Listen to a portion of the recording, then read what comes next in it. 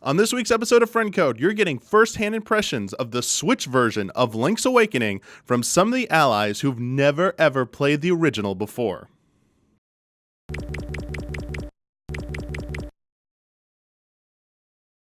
How's it going, everyone? Damiani here. I'm joined by Brandon Jones and Ian Hank. Hey. We're actually going to talk about The Legend of Zelda Link's Awakening. This isn't a spoiler mode. You can catch the episode of spoiler mode that Ben and Brad and I recorded earlier. That's available now on YouTube for $1 and up patrons if you want to check that out. But this is a game, it's a remake. And I was very curious to get impressions from somebody or multiple people who had never actually played the original game. So they're playing the 2019 Switch remake is their first experience with it. And I'm kind of curious. We won't be going into spoilers in this, so that's why it's also not a spoiler mode. Yeah. And with that in mind, I want to start and just from what you've played, how do you feel about the game? Do you like this game? Are you enjoying it? Or do you find it maybe a bit dated? I beat it last night. Oh! So, yeah, I enjoy it. I like it. Yay. We can get more into specifics, but did you like it? I am liking it. Amanda's liking it as well. We are swapping the cartridge back and forth. I only got 3 instruments, but I know a lot about it because I was just saying earlier we did the retrospective back at Game Trailers, with the timeline back at Game Trailers, and I have watched you play it many times.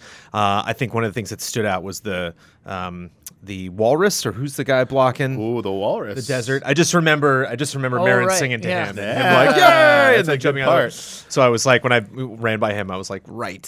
So feels like a long I was time. familiar with stuff, but so yeah, haven't finished it, but I'm very much enjoying it. And I think the thing that most resonated with me is the music is so calming. It's so chill. It's so relaxing. Yes. Even a lot of the like action music, even a lot of like foreboding stuff is just really jolly. And it's just a very, because I'm playing it with headphones on like the whole time. Yeah. And so it's just like really nice to have that music hugging my ears. The music for Dungeon 6? Face Shrine? Dungeon? Yeah, Face. Mm-hmm. That's a bop. Yeah. Damn. I want to like listen to that. That was a really good rendition. Dungeon 4, Angler's Tunnel. I also talked about this with Ben and Brad because it's one of the themes that's the most original sounding now. Oh, okay. The whole like kind of like string stuff that like is like the main melody now. It's not present in the original version at all. Oh. When the chiptune part plays, that's literally the extent of the original theme. It's just like do Oh, no, that's the other one. and then it's like it plays that for a second, and then it goes to like this very like nice symphonic suite. I'm like, whoa! I was like, wow, they really redid this song, and then the old thing kicks in. I'm like, oh, whoa, that's a very tasteful way to include that. But overall, the redone soundtrack in this game, I really liked it. I think it was one of the strongest points about the game. Does each dungeon feature more prominently the instrument that you get at the end of that dungeon in its own song? I didn't put that 2 and 2 together, but that would be a cute I'm trying touch. to think about that if I can. I'm trying to remember. I don't know. I don't know if that's true because I don't think the marimba, whatever. I don't know if that's really featured heavily in there. Excuse me, that went down the wrong way. But the ending credits, how they use the 8-bit theme there, like they kept throwing back to, like it would go back and forth between it.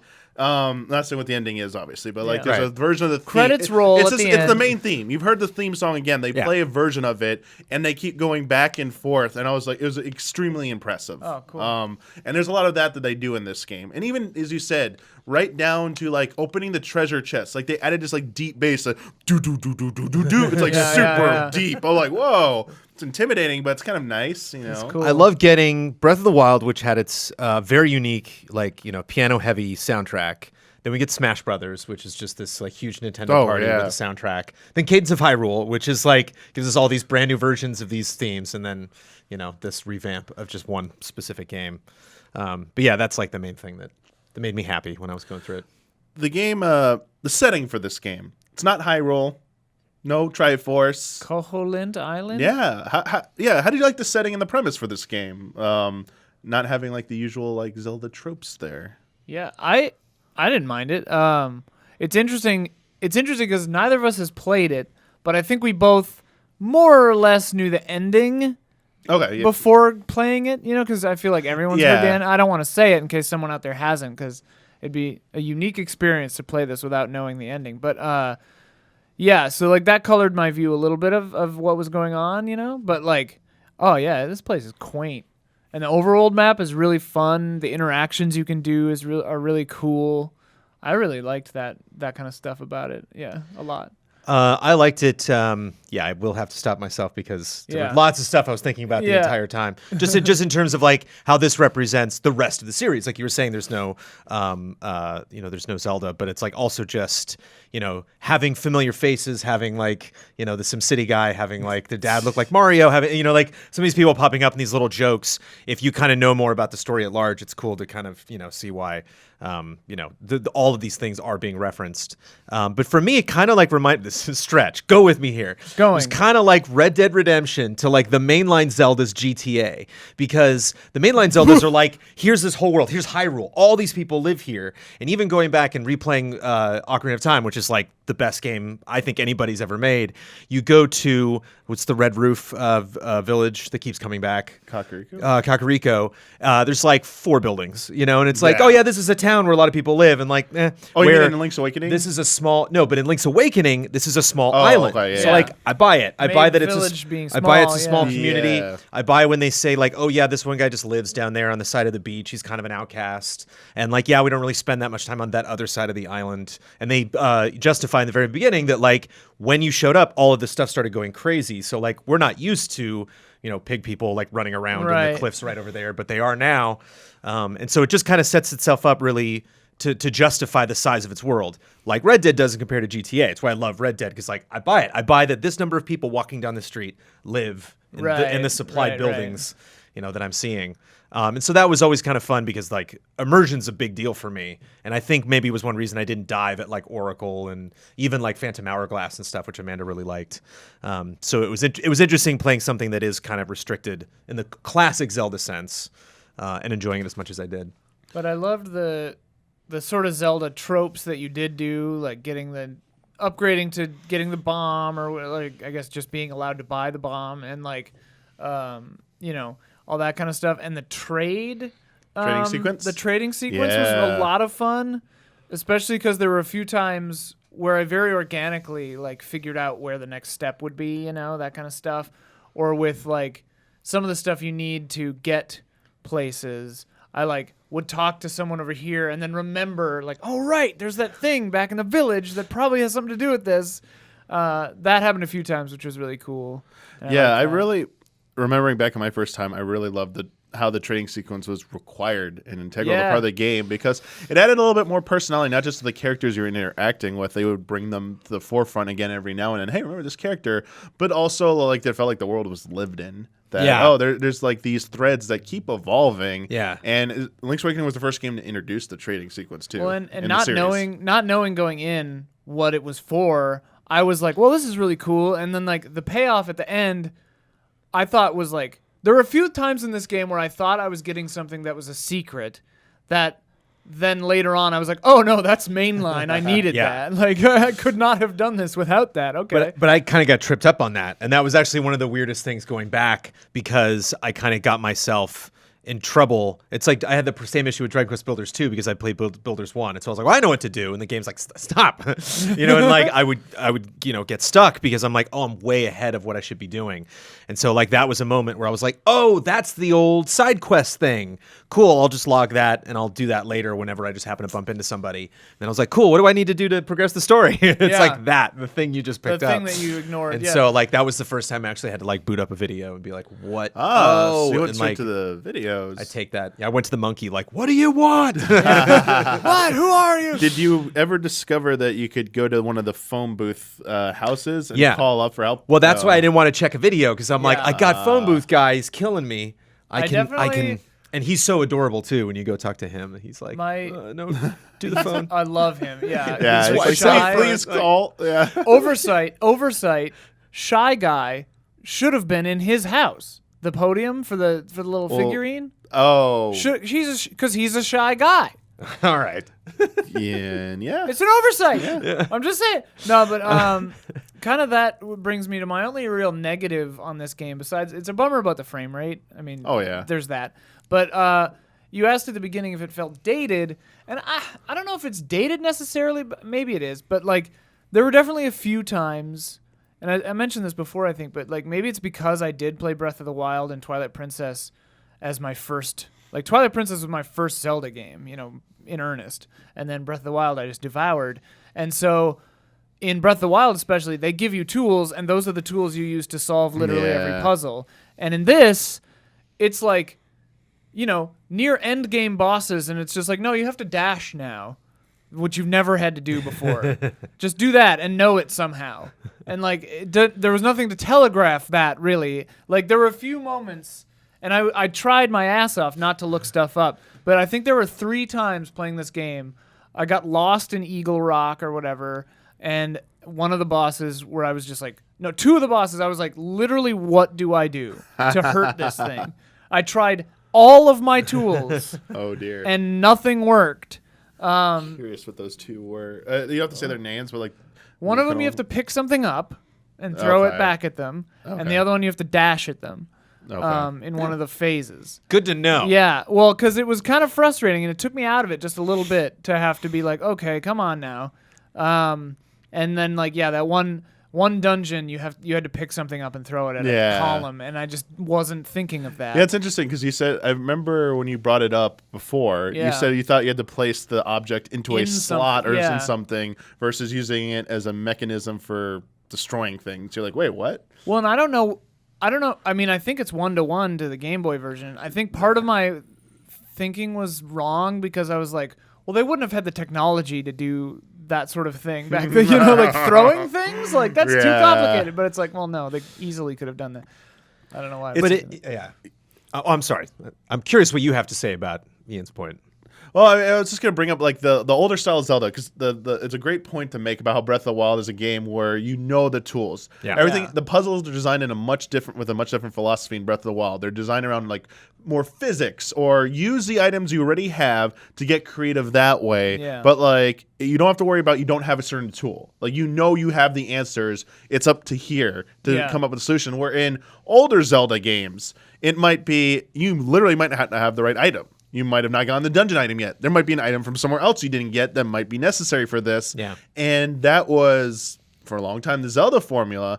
And I know it's always interesting to think back on it because it's something I loved a lot. But then thinking about it now, it's like from a logical standpoint, as you brought up, Ian, I can see how it's difficult for some people to like think like that, especially if they played something like Breath of the Wild first or more prevalent or more heavily, and then trying to go back to an older style Zelda and just be like, wait, I'm still getting new items, and wait, how was I supposed to even figure this out and stuff like that? And the best answer I can come up with is honestly was like trial and error. Like the older Zelda games taught you from the first game pretty much. Whatever items you have, try them out and see what they can do. And if you don't, you might be missing something. So go back out and go explore the world again and see if you miss something. It's interesting because it's a double-edged sword, right? Double-edged master sword, where like when it pays off, it feels so cool and so good that you're like, I thought of doing this. I thought of using this. They showed me the way it was set up. Everything was laid out to make me think like, oh, I need to use this thing to get over there or whatever. But when it doesn't pay off, and when it's like the thing that's weird, and I've heard people say this, like levy this complaint against old Zelda games before, I think. It didn't like ruin it for me or anything, but it was like where it is a little strange are the times where you use a mechanic like once in like one place, and then it's just done. And you're like, oh, okay, well, I guess we're not doing that again, Yeah, they have a habit of doing that, especially when they try to make the dungeons a little bit more unique. Mm-hmm. They would be designed around a specific item usually. One of the best examples I can give is the spinner in Twilight Princess. You played that one. Yeah. That item that like, kind of surfs on, and it's like a gear-looking thing. Yeah. And there's a whole dungeon designed around using that and like jumping back and forth. And aside from like 1 or 2 secrets in the overworld, like heart containers or something, it really isn't used in any serious capacity beyond that. It's like, oh, this whole dungeon is designed around that. and then you don't need to use it again, really. Or it's like it doesn't encourage you to use it to like, oh, there's like alternate paths you can take or something like that. Nothing like that. Yeah. Whereas in like Breath of the Wild, what you had, it said, yeah, you keep coming back to this. Keep thinking of different ways to do that. They gave you all of the tools. Yeah. It's not completely understandable complaint, yes. There are a few moments in the overworld map where you use an item in this one, and I was like, oh, that's so cool. Like, yeah. One thing that I got in trouble with that I thought was funny was like, because it is such a specific one-to-one, not completely one-to-one, because like I am familiar with the maps like I did, and even just after playing it, I went back and saw the comparison. But like, there's something about the Game Boy where you would walk into a room and kind of just visually identify, almost like how you'd instantly identify the different Tetris pieces, where I would recognize like, that's an object, that's an enemy, that's a thing I can't use. Where like when you gloss everything up, you kind of start thinking you got more options. You know, like come into a room and I'd be like, okay, you know, and like and like when they started introducing like blue walls and orange walls, I'd be like, all right. I can't jump up on them now, but maybe I'll like leave a bomb on the switch, and then they'll pop up, and then like I'll use the inertia to bounce off, and it's like, no, dude, you hit the switch and you're done. Although, so I was overcomplicating a lot of things. And I had to get in that mindset, like it's Game Boy. But there were 2 or 3 times, even with those switches, whereas like I did a thing that I felt at the time I was like, I'm breaking this. I'm not supposed to be able to do this. And then later on you realize like, oh no, that's the actual solution. Okay.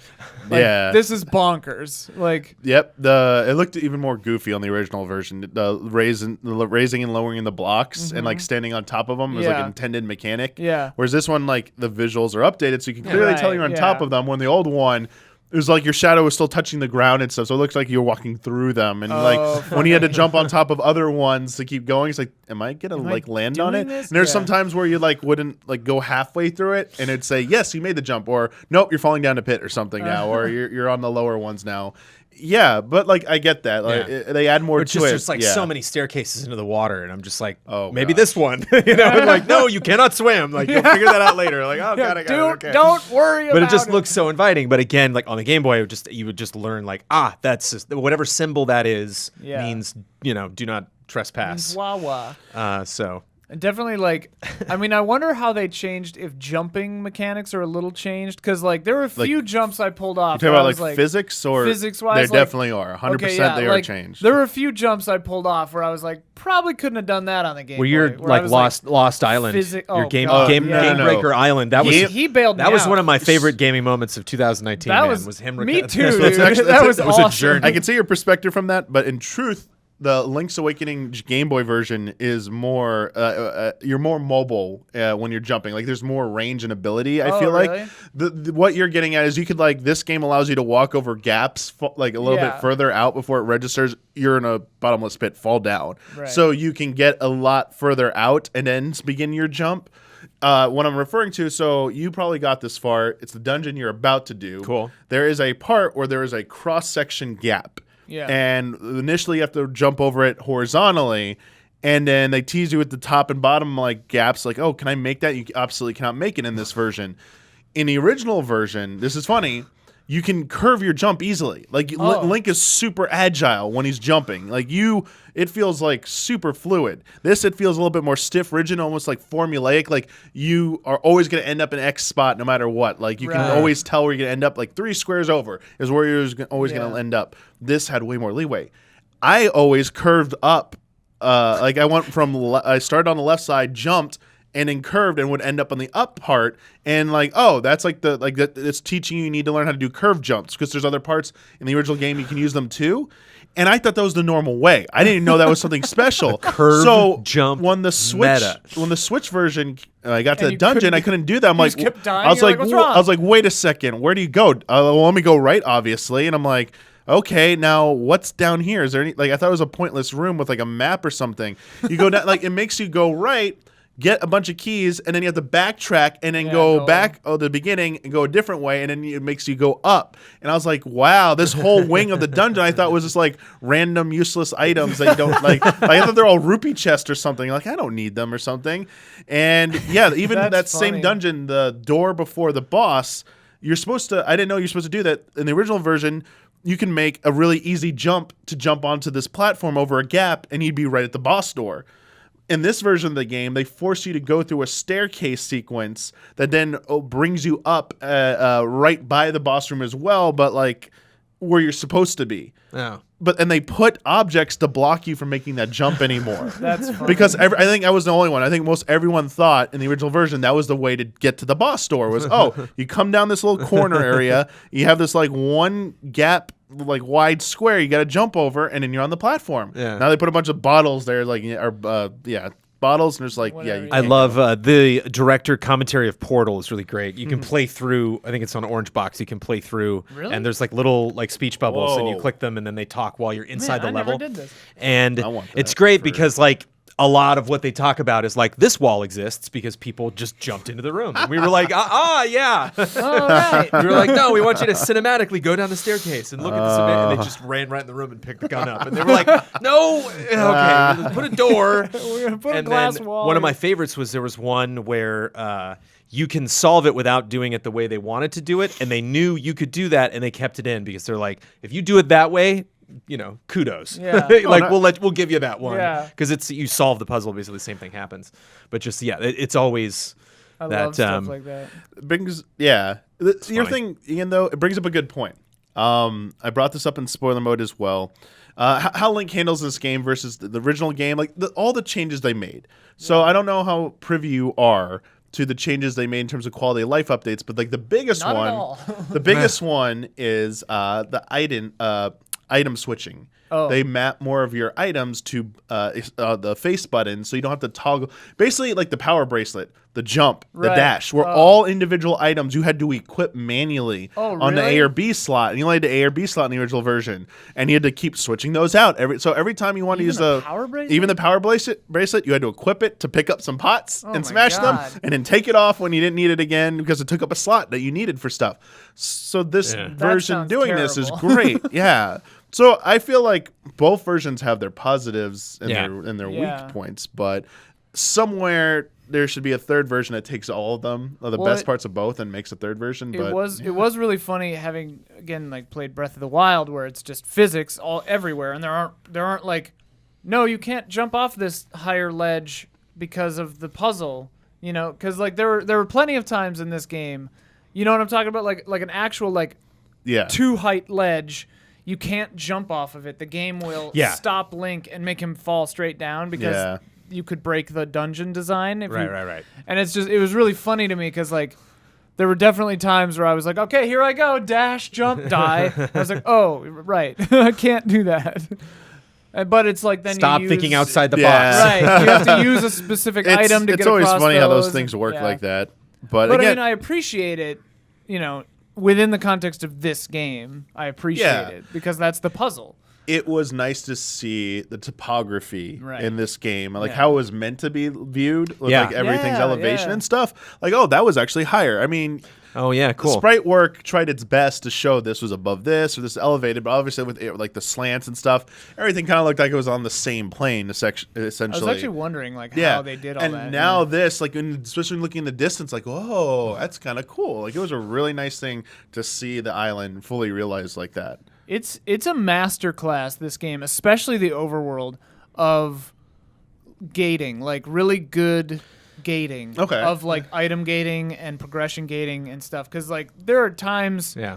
where you come across something, that you just can't overcome, and then later you have the thing you need and you can just do it. When and you it get that feels new so thing, good. it feels great. Yeah. You're like, oh, I can't wait to go. It's really, really Just good stuff. Pick up all those damn rocks. Yeah. Oh yeah. Picking up the rocks felt so good. When you finally get that. Yeah. And another great change they made in both old versions, the original and the color version DX, if you ran into an item like a rock or a pot or one of those they're rubber things in this game. I thought they were crystals that you were smashing with the Pegasus boots. Those like yeah. dark rubbery things. Doesn't they look like They look like circus top. tents? Yeah, what like and they circus tent everyone who balloons? played the It's original so version was like, bizarre. weren't those crystals that like just smashed through us? Now you think about like, wouldn't? Yeah, it would probably hurt. Anyway, in the original versions, anytime you interacted with those, made contact with them without the right item equipped, it would bring up a text message saying, "Hey, did you know that like this is a pretty heavy thing? Maybe if you had something to lift it, even if you had the item, it would still always do it." Now, if you hug it, it will give you a prompt to say, do you want to see this warning message? Like if you go up to a rock and like hit A without the power base, it'll be like, oh, this is a pretty heavy object. Yeah. You might need an item to lift it. Such a good change. It is every time you actually hit something, it's like, please stop. It is a little funny though that even to the end of the game, it still gives you the little message of like, if you get the power triangle or the defense acorn or whatever, it's like, I know what the acorn does, game. I know. But I'm glad I complained about that. I'm glad they left that in because I was whining about that to Ben, and then he told me about the color dungeon, which I never would have done because I didn't know about it. Yeah. That was the book. Color dungeon. There's Jones. a book. Oh, that's the new one, or the one that was in the DX version. But you can get the thing you get for completing the color dungeon. Very good. Worth it. All right. Very good. You have a choice. I thought about it for a second, then I think I made the right choice because but boy oh boy, it's worth it. I don't think you can go wrong with either of the choices. They're pretty good. Yeah, it's really super hella worth it. You can probably already do it. I think after you complete the second dungeon, you technically have the option to go into it. You'll have the ability to reach it by then. Love how the map, is revealed slowly. So, and I love that, because that's just how I play Zelda games, open world games, and it's always gratifying to have gone back to a place and then back to the store, and then I'll be like, oh right, and I'll boot up the map and just seeing it revealed. And it seemed like. It's interesting because it didn't seem that big. When I first jumped in, I looked at the map, I was like, oh, it's kind of small. And now being several hours into it and having no problem, just like it's fun to just run around, just that forest in the top left there. It's fun to just go back into it and see now that I'm powered up, maybe I missed something or maybe I'll go through that dungeon. It's actually fun to explore these things. And I think I don't have that much of a history. Like my first Zelda game was Ocarina of Time, and then Majora's Mask, I was obsessed with, and I played, all of Breath of the Wild. But it's not a franchise like I know a lot of the games from. Link 2 actually was like my first real Zelda game that I dived into on the NES, and so. The top-down stuff, playing through Pokemon now, it's like really easy for me to get lost playing Pokemon Silver. There's something about this like screen-to-screen top-down that it's tough for my brain to really be like, oh, I know exactly how to get there. I'm always like, oh God, that's right, I got to loop back around. But I really enjoyed it. I just think the world is like you were saying, it's divided up very smartly. Like just that gap between the town where they have the plants, which you first can't get past, and then the rocks right next to it, which you can't get past, and then later just the action of like swipe. Feels good because you're like, I can do that now because I'm kind of bulked up. Just coming out of town, I'm like, I'm a powerful warrior. I can move these things. It's a good feeling. It's a good feeling. It's also great how, going with a seamless world. So there's no more screen scrolling like that. It is easier to figure out where things are. It's you get a better kind of lay of the land essentially, and I think that this does a better service to the design of the world. I suppose the Overworld used to page, didn't it? Yeah, it used to do that, so it'd be easier to get lost in that because you wouldn't see what's on the next screen. Right. I know there was some concern about, that's going to make the game maybe shorter, and B, for new people, they'll be able to see what was supposed to be hidden in the original version, and I don't know if that really ever came into play. I haven't seen anyone since its release complain about that. If anything, I mean, I'm trying to think of an example of that happened to me, but like, if anything, I appreciated that. Like in the forest you were talking about, like I remember seeing a mushroom or whatever on the other side of the trees. Yeah. That's what told me I needed to try to get over there. Yeah. If I didn't see that, I wouldn't have tried to go left. There was one specifically in a dungeon where I got up on a platform that let me look into a room and see that the other room next to it had the breakable wall. Yeah. And I was like, oh, okay, I just need to bomb the wall that doesn't look like it's breakable. I feel they do a pretty good job. As long as you take the time to go around and look at everything, they'll visually give you a good clue as to how to progress or your objective. And adding, having a wider screen and being able to see beyond the original boundary of a single screen, I think really helped that. I think it was only helpful and honestly a better choice for that. I mean, there were still plenty of times in this game I felt pretty lost, Yeah. Even with all the updates, Yeah. I know you said, in your words, you said it's like a masterclass in terms of the gating design.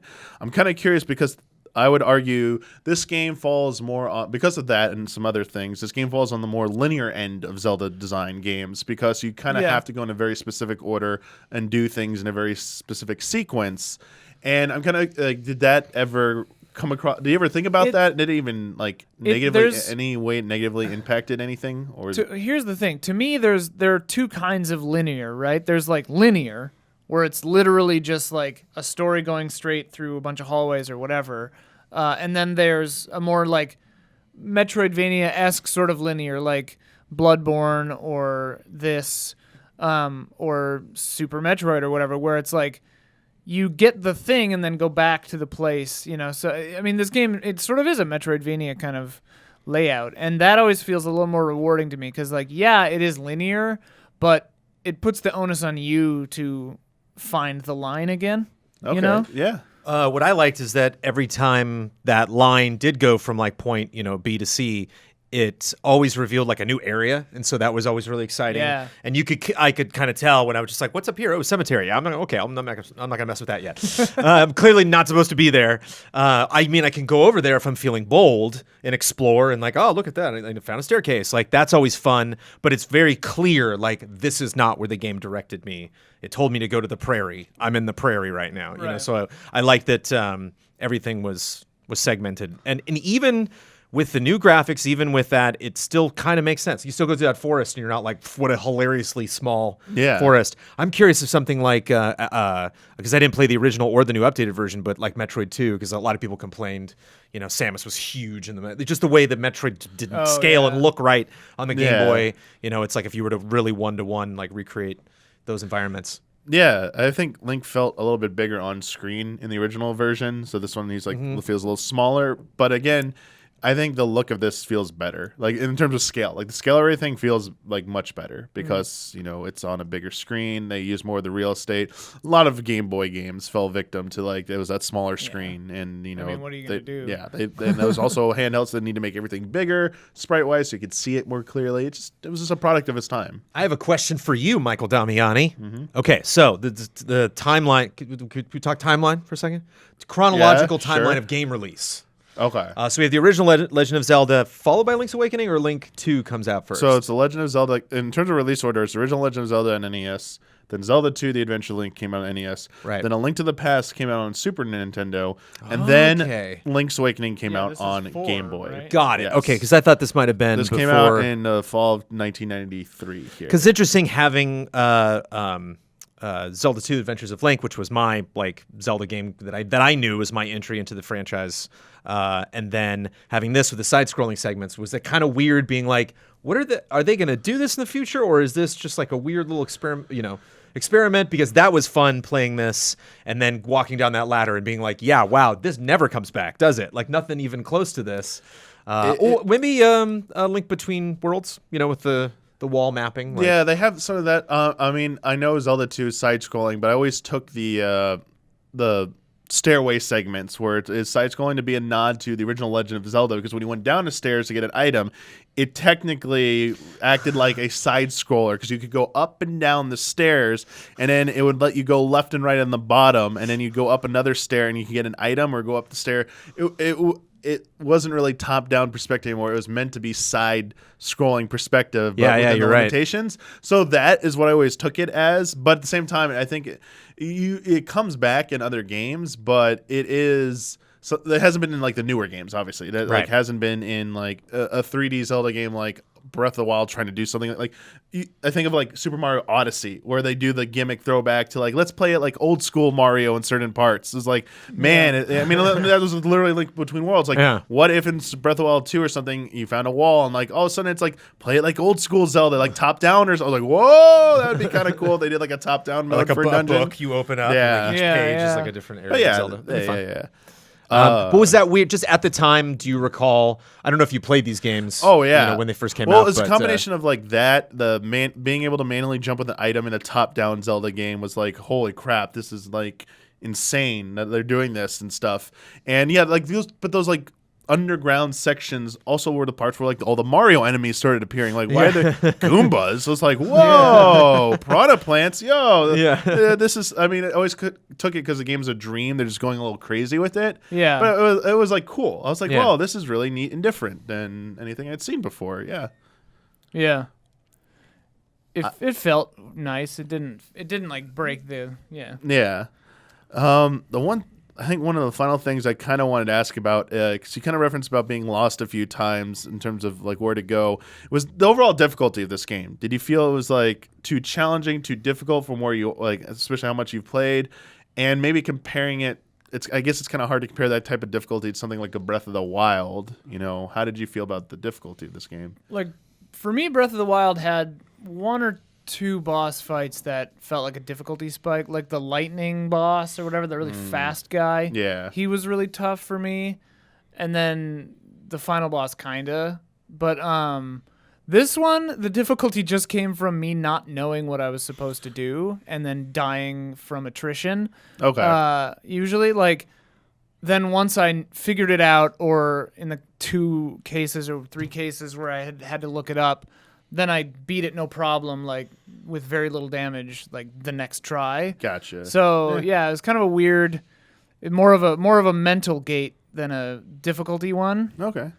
But I heard tell of some kind of, if you do the whole game without dying, something happens or something, and that seems hard to me because I fall a lot and like that was my main nemesis was impatience. Knocking open man, it's like Army of Darkness when he's like with the book. Like there was this one, the guy who has the farm, and he's like, yeah, you need the thing to let you back into my farm to get those items.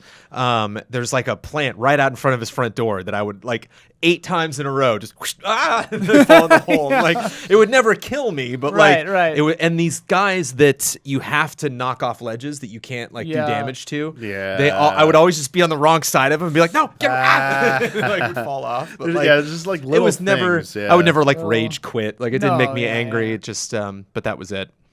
But yeah, I'm trying to remember. Like there definitely there comes a point in this game, especially because the game gives you the classic Zelda tools like a fairy in the bottle or secret medicine in this one, where it's like you almost can't die like 60% of the way through this game, kinda. Yeah, I would say it's kind of, this isn't that very challenging of a Zelda game. Yeah. And on normal mode, they make it kind of hard to die. Yeah. It's just like little Playing things on will normal, add up yeah. if you're just like ignoring a lot of stuff and you don't pay attention. And that's not really challenge so much as like you said, it's like attrition. It's like, oh yeah, just like was spending so much time. I didn't break trying any this. pots and get it's like for if a while, you really and, stopped and like went back a screen or something and like broke some things, got some health, you would have always been fine. It's just like, that's tedious. I want to keep progressing, I don't want to go back and do something like that. Like one dungeon I ran out of whatever it was, magic powder or bombs or something. I literally had to leave and go buy bombs. I had I had a bomb moment. It was like, okay. Which is weird I guess because I'll leave. Which I think I've done in Zelda games before. I think in Ocarina of Time I did that a couple times. But the weird thing is every dungeon after that, maybe it was just because I had to backtrack so much because I was like, what the hell am I trying to do right now? But they give you the little flying items to such an extent that like, you end up maxed out on everything, even though you're bombing constantly, Like, so even that became not a worry, which is good because the first time I had to leave a dungeon to go buy bombs, I was like, this is stupid old school design garbage. Like, I'm done with this game. Yeah, I know that feeling.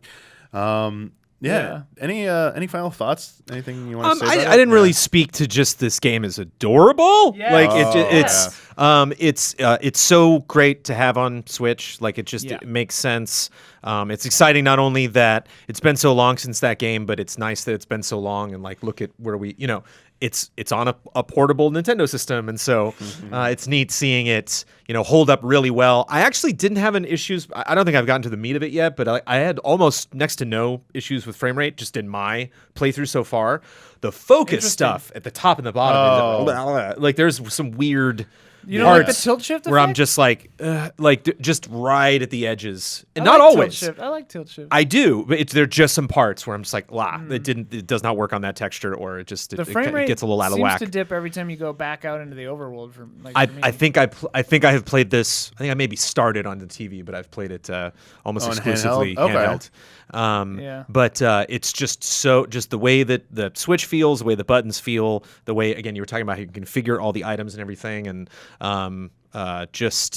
Yeah, just the size of the world. I talk kind of about the realism of it in relation to other Zelda games, but I get excited when I see like a new building. Like it's just such a fun world to navigate, and it's such a fun mix of like, kind of tense wonder. Like there definitely seems to be a sense of not dread, but like a little bit of unease, a little bit of something's not quite right. This owl guy is kind of not on the page with everybody else, and like Marin's like moving around, and it was they introduce kind of like scary parts. There's almost like a threat right away. Like right at the beginning, you run back into town and like they're all freaking out.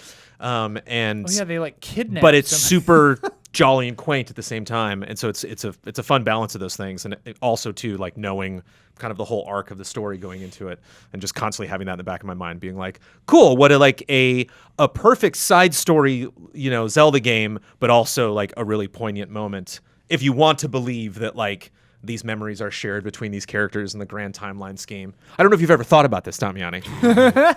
But it's a cool chapter. It's a really cool, great opportunity to go back. It's like the Yakuza games coming back. It's just like, oh, nice. Yeah. Now we got to got to play through this. So I was curious to check it out, and then when you were like, hey, I want to do a video where I was like, I excel at those videos. Like, wow. It's just videos where it's like I'm super ignorant about Project X. I'll play it for the first time. I missed that entirely. Which seems odd as a Zelda fan. Seems weird. Yeah. Zelda's a weird franchise to just have completely missed a game. Like if they do Oracle now, it's like, let's do it. Well, that's my thing is like, because Minish Cap, let's do it. Right, because I've not, my Zelda blind spots are myriad, and like I would love to have updates in this fashion, or not necessarily speaking to the art style, but like updates like this on the Switch. For everything, go for it. Like I'd buy it. I do still think $40 might have been a better price point, but sure. And I would I'm not mad. And I'd like it's kind of how I felt about the first Mario Maker. Like I always, and just when you get something like Rare Replay, or you get like some of these like collections that just go above and beyond. I would not hate to have some kind of inclusion of what the original game was like. Like I definitely think they want new people. They want new people coming in and just be like, no. You go do that research on your own. This is a brand new $60 Nintendo game. They're what original? What are you talking about? This is a brand new game. And it's like as like an unlock know what you know going into dungeon or something. That was a big missed opportunity that they even Halo 2 and especially both of the Monkey Island remasters are so great because you just click, go back and forth. Grim Fandango did a really good, and that's always a treat. And I don't know about the click because you think scale wise, it feels like he has like a little more space to occupy each room than he had. A little more movement, a little more freedom of movement. 16:9, right? Yeah. But it'd be nice at least to like you can even do kind of a cute example of that where like you collect images and it's just like, what's this ancient image? And you like, and it's like, oh, it's a screenshot of that okay, cool. That would actually so you collect those. That would fit within the kind of realism of the world too. Yeah, I would dig that. Or you get a camera. They've had cameras. The DX version had a camera side. If he like takes a picture of something, funny. it shows the Game Boy version instead. Or something. In the DX version, there were 20 locations that this camera's busted. If you triggered certain events in 20 different spots in the original game, 20 different spots. Yeah, there would be it would go into like get on it. A different perspective. There's I don't know if you got it, but there's two remnants of it. One more distinct than the other. There's a shot where you're with Marin and you're on the cliffside, and it's kind of a side perspective, and they're looking out over the ocean. It's actually a nod to the photograph you can get in the DX version. Anyway, there's a photographer who will like give you who as you get these photographs, you had to figure out how to trigger these events to get the photograph, and you go back, you can look at them, and you can also print them out with the Game Boy printer at the time. Nice. I remember yes. But yeah, it was this whole side quest where it got you to encourage you to not only just explore the world, but figure out how to trigger them from like happening. One was falling in the well near the town with Marin following you, so only when she's with you, and she'd fall on top of you, and she still does that in this game, and she'll get like freaked out, oh, you okay, and stuff, and check on you. But in the DX version, it'd snap a photo, and it'd be like her landing on you and going bonk or whatever. All like it looked like what's it called, the chibi version like comics for Coma comics, I believe they're called 4-page panels in Japan. Okay. They're like always draw them kind of like chibi styled. It was like kind of like that. That's fun. And it was kind of like really cute and adorable and would have fit perfectly with this game in my opinion. Yeah. But they went with the chamber dungeon stuff. But oh well. And because there's you got the kids being like, "Hey, here, press A. I don't know what the heck that means. I'm just a kid." I love that like, there's a bit. lot of fourth wall breaking. That again, just this kind of like passive nature of the narrative, like really it fits all of that stuff. The kids and saying, and like, knowing what a lot of these faces are referencing, it would have been fun to maybe have one or two characters again. Haven't finished it, but that reference, like, haven't we done this before? Or someone that is maybe aware that they're in a remake, and like talks about, you might not know what I'm talking about, Link, but blah blah blah. In the original version, this guy wasn't there, so I don't know. That's funny. fun. The kid saying, press A to do this. Yeah. I'm just a kid. I don't know what I'm talking about. It was so funny to me. I don't know what that means. I'm just a kid. The one thing I do wonder, are there any secrets in this that are new to this version? Like, they added more seashells, they added more pieces of heart to find. So they more densely packed secrets, but they were new rewards. The seashell tuner that didn't exist in the original game, which is necessary. Very, very helpful. And Dompe, very is that how you say his name? Dompe, Grave Keeper from Ocarina of Time. It's not literally the same one, but resembles him. Right. Has a little hut, and it's like people have called it a Zelda maker to like the Mario maker, but it's not really that. It's more like, here's a template It's like Chalice Dungeons. When you play through them, you build basically them. It's a dungeon builder, but like they give you a set of conditions you have to meet, and you place the pieces. It's more like a puzzle game. It's definitely more of a puzzle thing than actual proper maker. That's new. I'm gonna have to jump into that in there. And yeah, there really aren't anything new. They updated some Easter eggs here and there, but like the way you trigger them still pretty much the same. There's a bunch of hidden songs in the the name entry screen that are still there. Oh, funny. The farmer house, you said, like, its name's Richard, his villa with the frogs inside. You wait there long enough, it plays a song called Tataka's Song, which is hidden. Oh, in yeah, games. that's fun. That's in there as well. Oh, funny. Yeah, you just have to wait in the frog guy's house? Just wait long enough. They made it longer. I think you have to wait this time, but all those are still in there. They didn't really add anything uniquely new, honestly. Okay. So no like big huge secret that wasn't present in the original. But it's fun. It's fun to think of like people that have never played a Zelda game ever playing Link's Awakening. People who have played a lot of Zelda games but never played this one playing Link's Awakening. People who, like played it, like know the narrative but had never played it, checking it out. And then, Damiani over here is just like, like no curve jumps, like, it's fun. It's like, I think that's what's so brilliant about Zelda. And I think that's what, even now, 2019, I'll see some tweet of some crazy guy in Japan who's like, did you know that you could do this in Breath of the Wild? Like, I didn't. What? Yeah. And it's like, no DLC, no update or something. It was in there the whole time. He's just, some weird physics thing.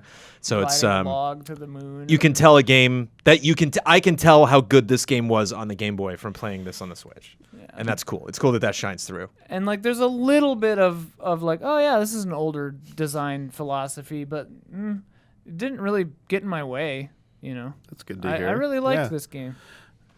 I want to say this final thing for you, Ian. I don't know how much you ever dove into like the development of this game or anything about the inspiration for this game. Yeah, not really. Do you know one of the big inspirations for this game? Its premise. Dark Souls? Like the townspeople, the concept of the townspeople and like how the world works. What? Brigadoon. Twin Peaks. Oh, now that you say The that, developers I'm like, okay, said like they were all very right. influenced by Twin Peaks, which was airing at the time. And that's 92, right? So somehow they were watching it in Japan. That is awesome. Damn. Yeah. Wow. Also was partially involved or influential in Majora's Mask as well, but this is the game that pick started up the phone in the tree. Like, electricity. Sometimes Link's my like, what? arms bend back. Link is like, Basically, the inspiration for the characters, like they wanted really quirky characters with the like, kind of like personality styles of the ones found in Twin Peaks. This is definitely and this aura of mystery and like the Zelda version of Twin Peaks townsfolk. Now that you say that, that's a headline. Without spoiling it, I was trying to like see if Ian either researched it or tried to ask, like, was this had anything to do with Twin Peaks? That'd be dope if you were like, If I was like, this feels strangely Twin Peaks vibes. Yeah. I don't think anyone really caught on to that like ever until they read that tidbit. They played it with a light touch because they didn't have a character like holding a log or anything. Like they didn't like. It's very Nintendo to be inspired by but not reference. Yeah. Right. Whereas like, other creators definitely like, sweary. It's like you know he was into Twin Peaks when he was making Deadly Premonition, you know? There was also a whole boomerang sequence that Lynch cut out of Twin Peaks that a lot of people didn't know. Yeah, So it's like there's a weird marriage. The two things. I wouldn't be surprised, dude. Yeah, the trading sequence. Yeah. No. Well, thank you both of you for joining me on this journey to discuss your not first impressions, but like what it was like to play Link's Awakening for the first time. Very unique perspective there. Yeah. Woo! Good stuff. I think we are done talking about Link's Awakening. Don't have to wait too many. Two big I'm old gonna get back to videos. playing it. Yeah, a lot of do that videos. color dungeon. Yeah, You should. enjoy that. Yeah, It's have a fun. good time finishing that up, Brandon. It is a fun ride. But until next time, everyone, may the way of the hero lead to the Triforce.